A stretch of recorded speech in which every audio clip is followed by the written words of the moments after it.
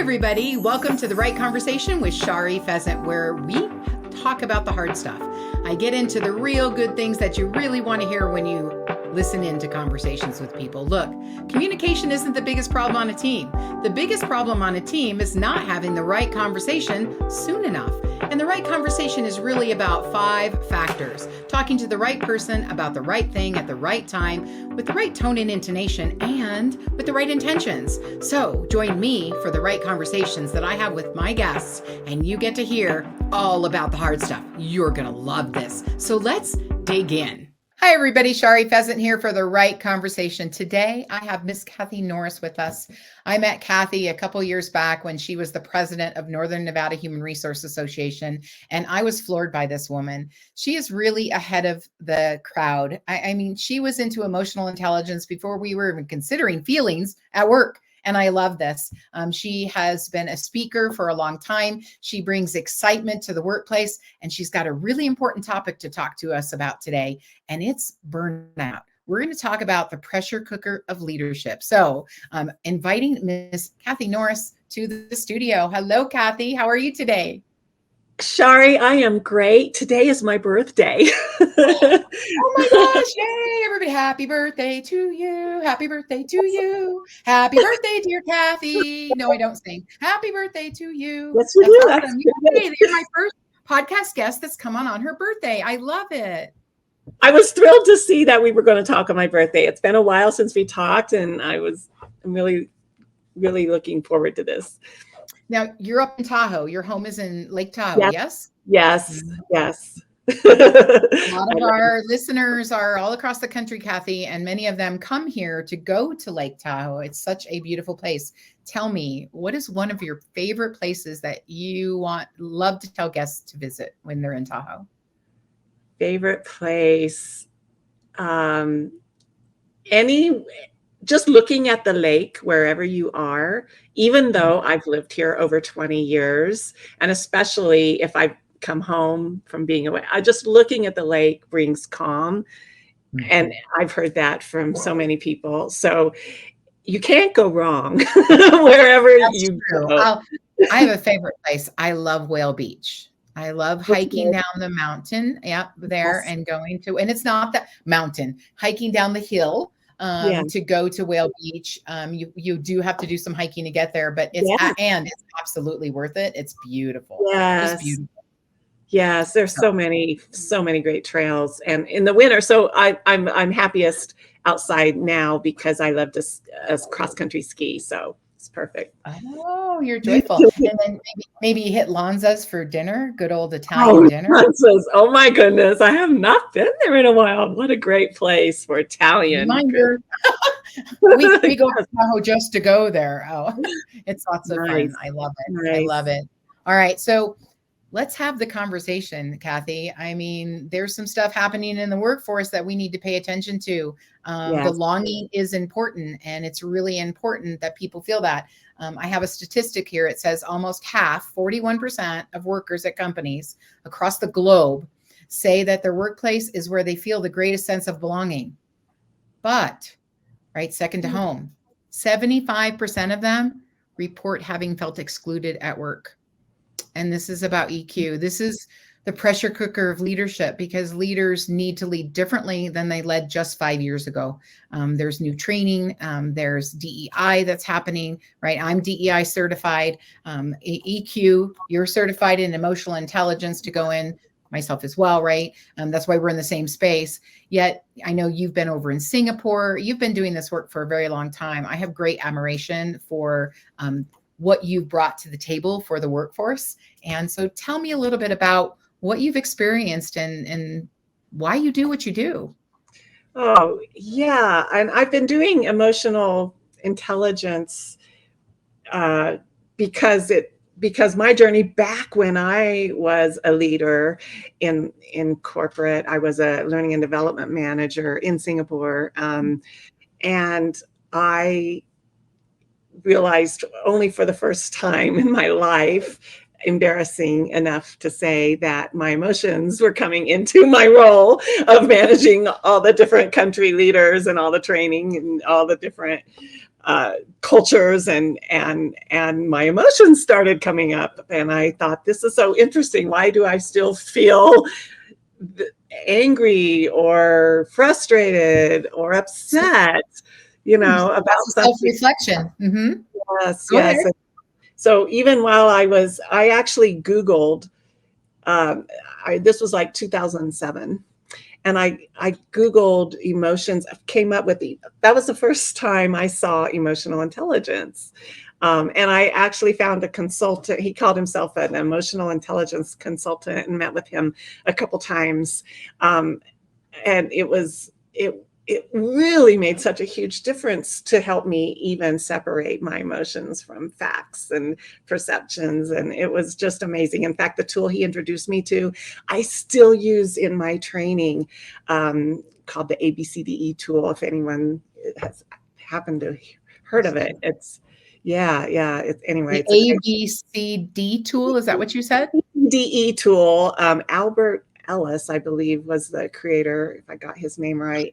Rational theory. I hope I'm getting these terms right. He's back from several years ago, but it is a great self-talk tool. Help you recognize the self-talk that you're creating when in response to an emotion you're feeling. Yeah. Okay, so you met with this consultant. It really made a difference for you. And how did you shift, right? I mean, you went from corporate, doing some great things over in Singapore, to here. How'd that happen? Well, what happened was, interestingly enough, that year I burned out. I was like, really. And here's the thing about burnout. So I've really been looking into burnout lately. It's a big deal in the workforce right now. Stress and burnout is huge, Cathy.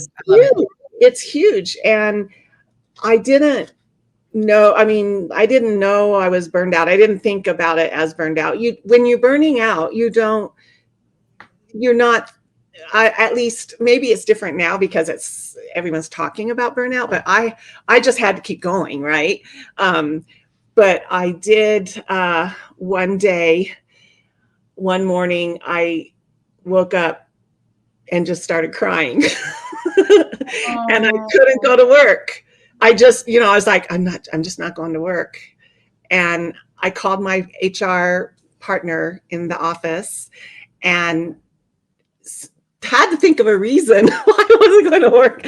And actually, I hadn't gone to a doctor yet since. I'm sick and tired. How about I'm sick and tired? All right.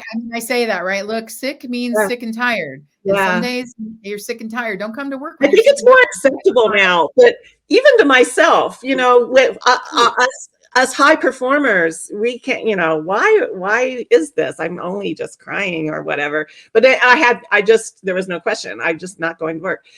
Anyway, I needed to go to a doctor to get a prescription filled anyway. So I made that my excuse. And at the doctor's office, I cried again, and she referred me to a psychologist, and I got a psychiatrist, and I got diagnosed with clinical depression. And thankfully, I started getting help from the psychiatrist to help me get through. But my company, in addition to the stress of my role, was laying people off and going through a massive reduction in force, which being within the HR team, of course, even more stressful. So how did I'm working. That was a lot, right, for you? And then it was a lot. I see how you took something that stopped you as a barrier and realized it's a barrier to other people, and you've mastered it so that you can help others now. That's what I see in you, especially from that story. Yeah. I returned home to Tahoe because it was a temporary 2-year assignment, and I knew I wanted to help others with their emotions and with preventing burnout. Mm-hmm. Well, and there's a big deal about burnout right now, and being able, and stress, right, and all of those things. So now you talk about there's 4 symptoms, right? Because there's a difference between, you say, stress, overwhelm, and burnout, and that there are 4 symptoms that are going to, like, are warning signs. So I know that our listeners, they're going to want to know, I love giving value away. This is Yeah. about the right conversation, Cathy. We dig in, we talk about the tough stuff here. So Yes, let's talk that's about what I it. want What to are talk the about. 4 warning signs? And this is what I want people now when I speak it. My biggest takeaway is to know the warning signs, which I'll get into in a second, and to be able to, so you can be able to recognize them. And here's the tricky thing about burnout still, is that once you've reached burnout, it's too late. And we use the term a lot, all the time. I'm burning out, and that's understandable, reasonable, and fine. But when you've really reached burnout is like when you're having the health impacts, or you just can't do it anymore. So when you're really overwhelmed, which is also actually pretty serious. I mean, there's different, right, a range of overwhelm, but when you really feel like you can't get above the pile, you can't see the end. And that's a really real feeling. And honestly, that's almost in terms of burnout versus not being burned out, it's kind of good that you're feeling that way, even though it feels horrible, because once you reach burnout, you don't care. I had to put it up there. When you burn out, it's too late. It's too late. I think that's stellar, right? It's kind of like once you have cancer, it's too late, everybody, right? Once you're 50 pounds overweight, it's too late to be healthy and keep slim. Now you have to do something totally different, which normally takes 10 times the effort because you've burnt out, right? Right. So what are the symptoms to be aware of? Therefore, the first one sounds like a no-brainer: exhaustion. And this can be, and usually is, physical, mental, emotional exhaustion. Which I was definitely feeling that. Just so total countless exhaustion. I can't think straight. I don't want to do anything. I don't want to get off the couch or the bed. I'm tired. I can't pick my legs up, right? Specific signs that we can look for. Like you go to walk and your legs feel heavy. You just can't even focus. Yes. Yes. It's all kind of mixed together, the mental and physical. Yes. And then emotional too. You just like maybe cry in the middle of the morning or whatever, like I was experiencing. So that's probably the most common, just exhaustion. Okay. The second one is low self-inefficacy. Low self-inefficacy. What is inefficacy? Yeah, it means INEFFECACY? ICACY. Inefficacy. Okay, I'm going to I know those of you listening can't see what we're doing, but we're putting it up on the screen if you're watching the podcast. Right, because this is about learning. It's about sustainable value that we're giving you in this podcast. So number 1, exhaustion. Number 2, low self-inefficacy. Let's talk about that. That means you feel that you're not being effective in your work. So I feel like I'm not winning, like I'm never doing it right, like I'm never accomplishing or getting to where I want to. I have low self-inefficacy. Right. Oh, wow. Okay. Could be I think that's happening a lot more than we think. Oh my goodness. Absolutely. Yeah. Yes. And I even think it's something that some of us have that tendency anyway. It's like, can one lead to another? Like I have low self-inefficacy, so I become exhausted because I feel like I can never, for all my efforts, nothing comes of it. Yeah, definitely. You can have more than one. Yes. Okay. And one can lead to another though. Like yes, start with one and you lead to another. Okay. Yes, as a matter of fact, I think that is so true with low self-inefficacy. Yeah, naturally you're going to feel like if I feel like I'm not performing adequately, if I'm worrying about that, or if I'm not getting feedback that I am, then it's going to lead to feeling more exhausted. You're doing, and That not goes seeing. back, right? That goes back to we're hardwired to connect, right? And so you're not getting feedback. When you said that to me, my brain went, yes. If we're not getting feedback, we're not connecting, and we're missing that psychological path that really it's required as humans. Oh, good conversation. All right. We're ready. Yes. We're ready for it. What's number 3? Number 3 is depersonalization. Depersonalization. One word. One word. Depersonalization. Watch. Let's see. Did I get it right? Boom. Oh, wait. No, I got to show it. There we go. Depersonalization. Depersonalization. All right. What is that? This is when you just don't care about other people anymore. I know. So you're not caring about your colleagues or your customers or your clients. You just suddenly, I don't know if it happens suddenly because I haven't experienced this one actually, so I can't speak to this from experience, but kind of like hitting the wall. Like, I don't care. I just hit the wall. I don't care. I show up. I put in my time. I do what I have to do. I work to stay out of trouble, hopefully, but there's no emotion in it. I just don't care. Yeah. And and how it manifests is you're rude to people. You don't. Ooh. Yeah. Or you're not polite. You're not, you just spout off when it doesn't really matter. Treating people like tasks or, just totally, which we kind of do sometimes anyway, but when you're really burned out, you're just like, when we talk about those styles, Cathy, and I'm really open and transparent, kind of naked with everybody, like I'm the high doer driver on the disc.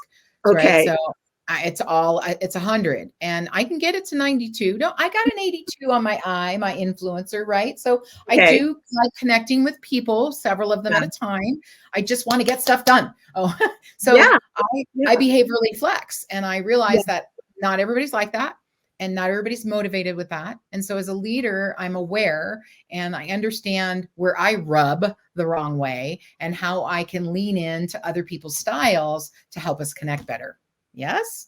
Yes. Yay. So Yay. All right. You're highly emotionally intelligent, at least if that's how you... I worked at that. All of you, I want you to know, IQ, right? IQ, you can't change. It is what it is.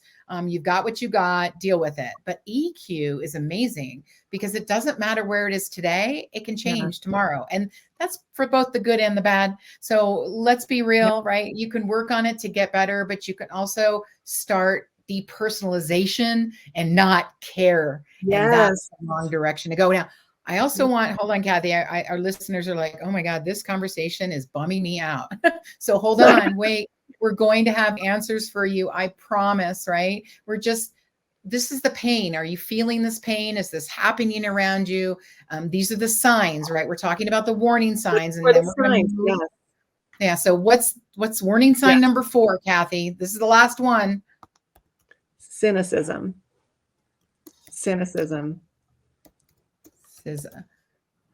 Okay. Cynicism.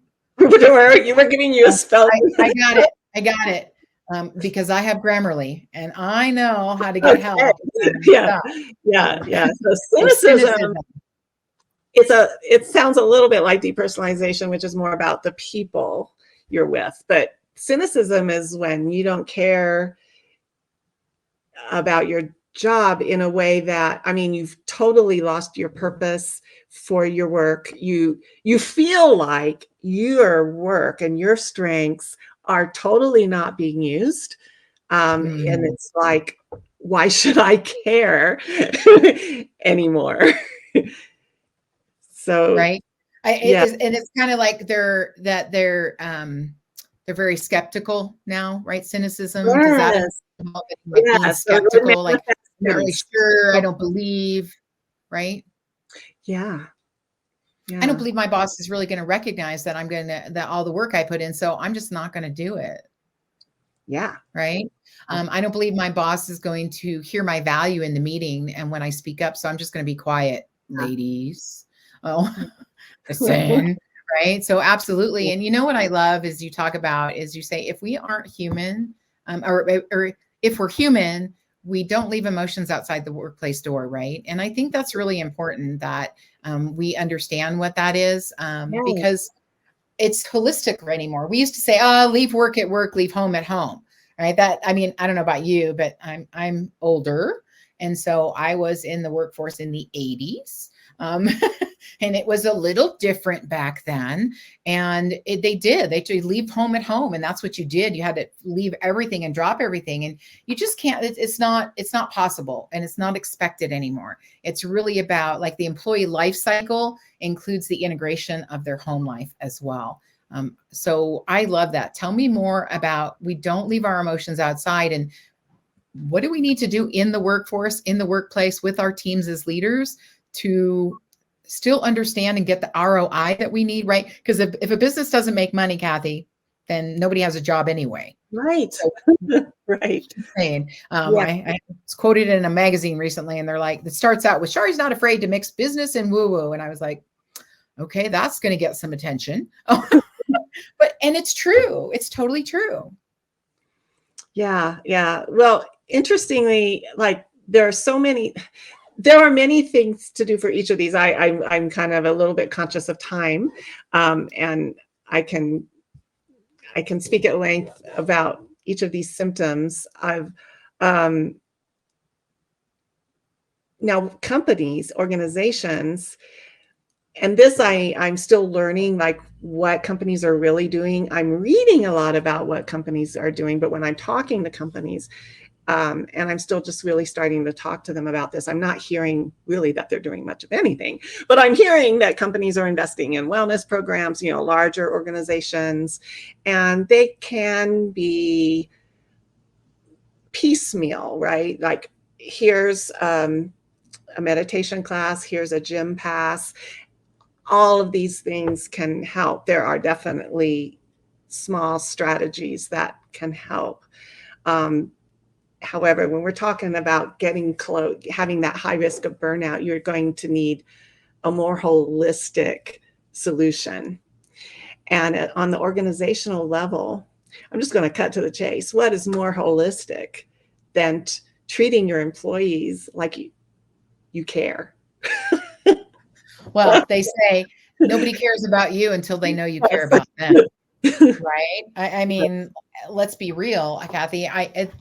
This is where we're going to have the right conversations, and we're going to dig in, and we're just going to say it. And I don't want anybody's feelings to get hurt, but the 4 symptoms of burnout are important because we need to be aware of that as a leader. Our expectations need to be adjusted when we're noticing that. Nobody in the middle of burnout can perform regularly. So it is important to us. Now, and you can flip them, but we all know about the Great Resignation, right? And everything, the quiet quitting that's happening. Mm-hmm. And so I think it's really 2020 did a lot to us and what has happened in the last few years, right?